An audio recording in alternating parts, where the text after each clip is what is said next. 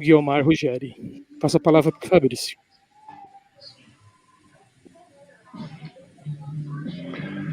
Boa noite a todos, todas. Espero que estejam todos bem. Em meio a tantos problemas que a gente vem vendo na sociedade brasileira, além da pandemia, né? E queria dizer que é uma satisfação imensa a gente poder estar aqui mais uma sexta-feira para a gente tratar de assuntos tão pertinentes, tão importantes, né? E necessários, com o público da nossa escola, com amigos, né? Enfim, com todos aqueles e aquelas, né? Que sempre estão na disposição de debater um pouco mais, aprofundar um pouco mais temas que são polêmicos, né? Por tantas diferenças que existem, né? Nos pontos de vista, etc. Mas que são, ao mesmo tempo, tão fundamentais, né?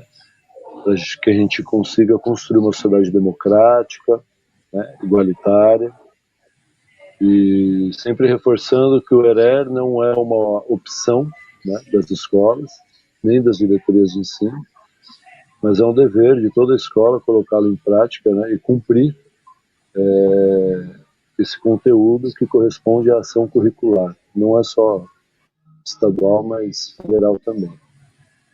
E como eu estou incumbido de poder apresentar o Douglas, né? Douglas é uma pessoa que eu já conheço há alguns anos, né? Mesmo antes de a gente começar a estudar na universidade.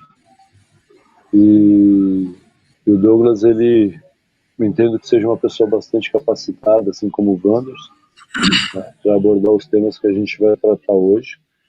O Douglas, ele estudou, né, fez graduação em Ciências Sociais, e atualmente ele fez mestrado também na área, e agora atualmente ele faz espero que esteja concluindo, né, a tese de doutoramento dele.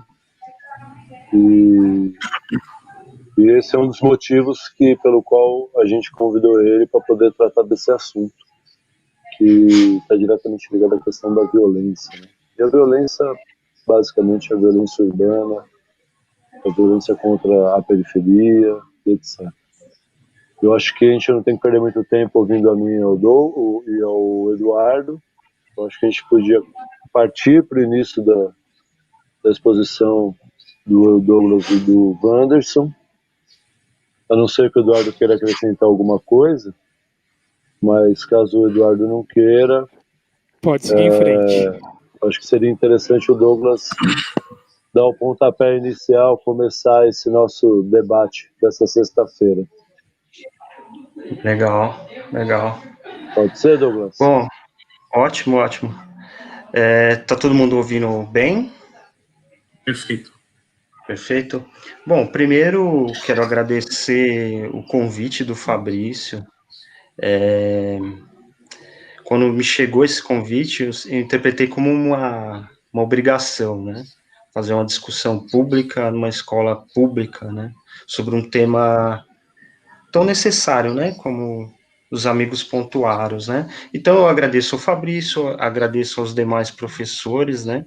Que na organização, agradeço a presença dos estudantes e agradeço a contribuição já de prontidão do advogado Wanderson nesse debate, né? Bom, essa apresentação que foi feita, né? Eu sou doutorando do programa de pós-graduação em Ciências Sociais, com bolsa CNPq, né? Eu tento frisar, destacar esse aspecto, porque diante depois a gente faz uma discussão aprofundada, né? Mas diante do desmantelamento do Estado, um dos órgãos, né? Um dos espaços estatais que está sendo desmantelado é a ciência, né? Eu sou um bolsista de um programa de ciência, né? Eu faço ciência, né? Faço ciências sociais, ciências humanas. Então, estar aqui, né, enquanto pesquisador, com uma bolsa pública, é um dever, né, uma responsabilidade minha. Né? Então, a minha fala, eu pensei em 3 movimentos, em 3 blocos aqui, né, para fazer a discussão, né. Então, eu pensei de um modo que eu estou chamando de base estrutural, né? Bases históricas, né? E aí a gente pensar como se fosse uma analogia precária, como se a gente olhasse para uma árvore, a gente olhasse as folhas, o caule, mas para a gente entender com profundidade, a gente, desse todo da árvore, a gente precisa entender as raízes. Então, olhar nossas bases históricas a respeito de racismo e violência. E aí, esse é o primeiro movimento da minha fala, bases históricas, né? E aí, uma referência a priori, assim, isso não é para os educandos, para os estudantes se ater aos autores que eu vou falar, né? Mas uma referência é Walter Benjamin, né? Pensando a história lida a contrapelo, né? As minúcias, né? Dos enunciados, né? E aí esse é um primeiro movimento que eu quero apresentar para vocês. No segundo movimento, eu quero pensar dois conceitos que para nós das ciências humanas são ferramentas, né? Que eu vou trazer para vocês um conceito chamado racismo de Estado, que é para a gente pensar esse racismo estrutural na sociedade brasileira, né? Então, o racismo de Estado é de um autor, é um conceito de um autor francês, num livro chamado Em Defesa da Sociedade, um autor chamado Michel Foucault, que lá em 75, 76, precisamente sobre esse conceito, ele está falando em uma aula sobre o racismo de Estado. E aí eu vou trazer também um outro autor, um outro conceito, que é do Achille Mbembe, né? A necropolítica. É um conceito mais ou menos conhecido. Eu quero trazer então, nesse segundo movimento, essas duas referências para a gente entrar no hoje, para a gente pensar violência e racismo hoje, né? Para a gente fazer essa primeira questão, né? O que é essa violência de Estado? O que é esse racismo estrutural? E quais são as balizas presentes na sociedade brasileira hoje, tá? Então, são esses três movimentos, a priori, tá? Então, é isso. Essa base histórica, esse tipo de racismo e guerra que eu quero debater com vocês, ele só pode ser pensado a partir do processo de colonização.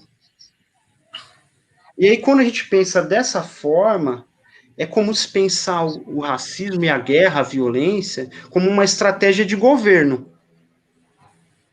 Observe que seria diferente de pensar como algo individual, a guerra, a violência e racismo, como uma coisa do acaso, como uma coisa pontual. O que eu estou tentando, o que eu quero desenvolver para vocês a partir de bases históricas e a partir de fundamentação teórica, que é uma estratégia de governo, é uma estrutura social e política ao longo de séculos.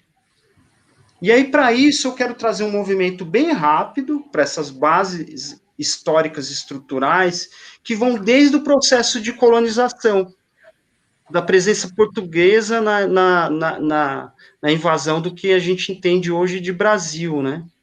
Então, esse racismo e guerra sempre estiveram operando conjuntamente no processo de colonização. E aí era um movimento que trabalhava na produção de racialização. Então, produção de racialização, a priori, é produção de inferiorização do outro. Naquele momento, população indígena, população originária. E em outro movimento de usurpação de terra. Então, perceba, era uma estratégia de governo do processo de colonização que operava o racismo e guerra, produzindo racialização, inferiorização e usurpação de terra. Essa estratégia de governo, a priori, no contexto ali do início, 1554, 1558, era no processo de solidificação de Salvador, o processo de colonização e as mediações, e no processo de guerra, a população indígena. Guerra à população majoritariamente tupinambá, o povo guerreiro. E observe que esse povo ainda existe, apesar de tantas incursões de guerra e racismo contra essa população.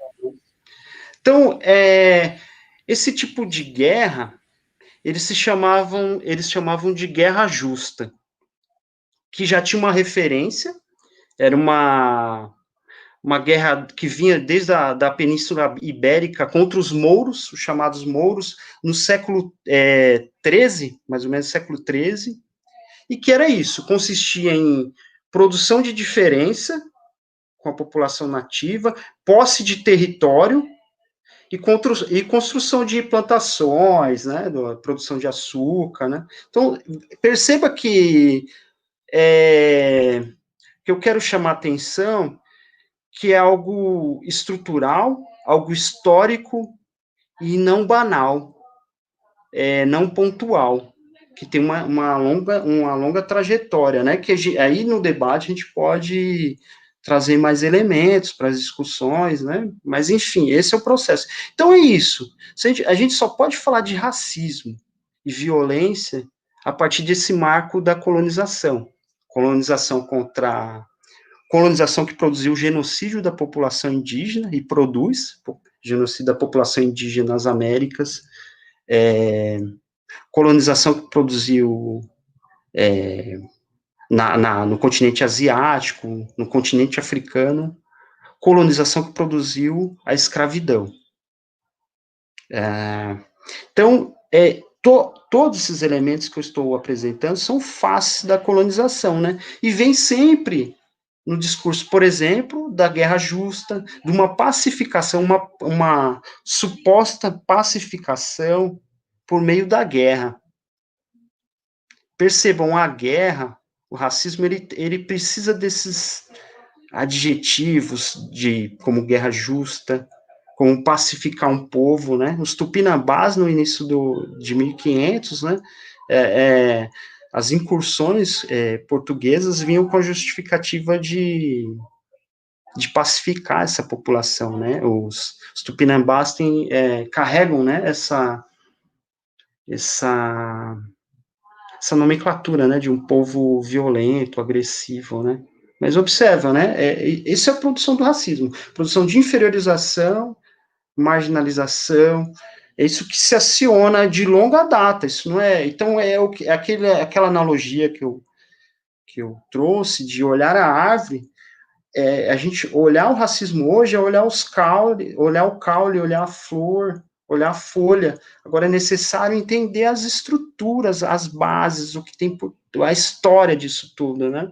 E aí, obviamente, a escola tem o professor Fabrício, né, para ajudar na discussão, né? Eu conheço o Fabrício de longa data, é um professor super qualificado, e a gente pode fazer uma discussão maior a partir desses elementos.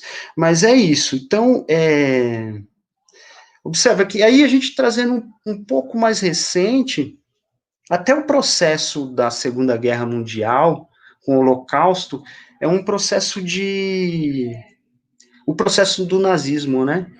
É um processo de racialização e assassino de populações, né? Especificamente população judia, cigana, né? Enfim, uma série de categorias, né? Que aí o primeiro autor que eu quero trazer aqui como referência, o Aguile, né? O Aguile Mbembe, no Necropolítica, ele fala que o Holocausto, a experiência do Holocausto, do extermínio, da tentativa de extermínio da população judia, cigana, babá, ele foi um experimento que a Europa trouxe para dentro de casa, mas era um experimento que a Europa fez durante séculos com outros continentes, com outros povos, com outras culturas, né? Então é isso. Um primeiro movimento, essas bases históricas, estruturais do que a gente entende sobre racismo e violência, né? Mas aí fica essa pergunta, mas como que a gente produz essa guerra e esse racismo hoje, né? E aí, para isso, eu trago dois autores que eu poderia encaixar mais autores, mais elementos aqui, mas eu achei pertinente dois autores contemporâneos, relativamente recentes, né, o Aguilha é um autor bastante produtivo, bastante atuante, né, mas Foucault já é falecido, mas, assim, eu achei interessante